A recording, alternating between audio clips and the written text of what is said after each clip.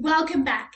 Let's finish off this party in scientific style by blowing out the candles on this cake. Now, to light these candles, we need fire. And fire needs three things to burn. It needs oxygen, fuel, and heat. We refer to these three things as the fire triangle. Oxygen is easy. It's in the air all around us. Fuel can be a solid, like wood, a liquid like petrol, or a gas like propane. Heat can be a little bit tricky. Let's look at these matches here. How do we get the heat to light these matches? We have oxygen in the air all around us and fuel from the chemicals on its tip and the wood of its stick. But where does the heat come from? Well, the heat to light a match comes from something called friction. Friction is the force that's created when you rub two objects together. We can create friction by rubbing our hands together really fast like this. Can you feel the heat that creates? That's friction. So in the case of our match, the friction occurs when we rub the head against the box like this.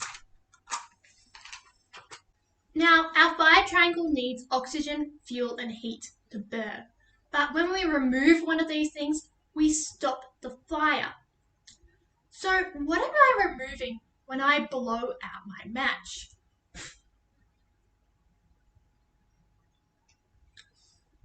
Maybe I'm removing the heat because our breath is cool, right?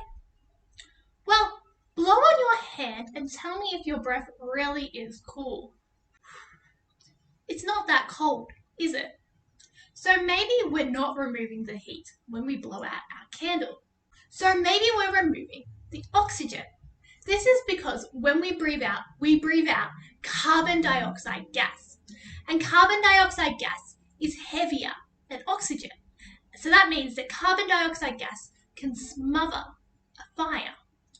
But did you know when we breathe out, we actually breathe out more oxygen than carbon dioxide? It's crazy, right? So we're not smothering the flame, we're actually adding even more oxygen into it, allowing it to burn even better. So that leaves us our last option, which is fuel. And it is indeed the fuel that we're removing when we blow out a match or a candle like these ones here. This is because our breath is so strong, it can push the flame away from its fuel source, and so it can no longer burn, which is really fascinating. So using the fire triangle, we can light our candles. But again, this is a mad scientist party, so I don't think I should just blow out these candles.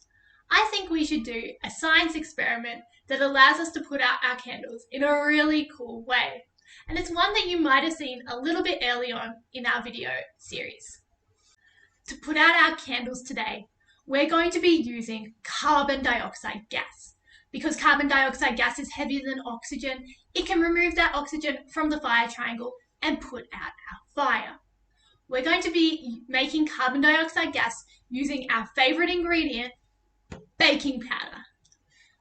We put baking powder in this bottle, and what I'm going to do is I'm going to add some warm water into the bottle and then really quickly put the lid on.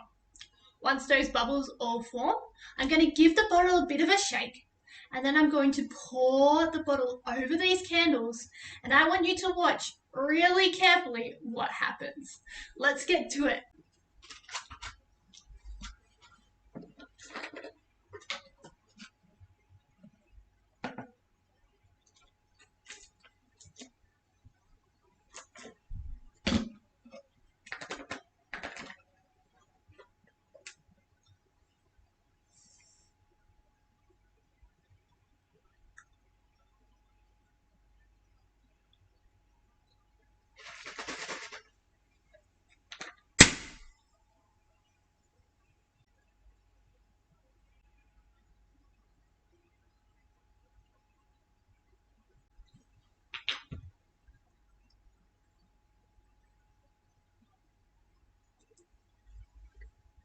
And all those candles went out. And you might have heard my bottle give a bit of a pop. That's because it created so much carbon dioxide gas My bottle almost exploded, so be careful of that if you try this at home. But thank you so much for attending my Mad Scientist party today. I hope you had as much fun as I did, and I hope you learned all about the science that goes into making a party. If you like this series, please don't forget to like, comment, and subscribe, and maybe there'll be more coming in the near future.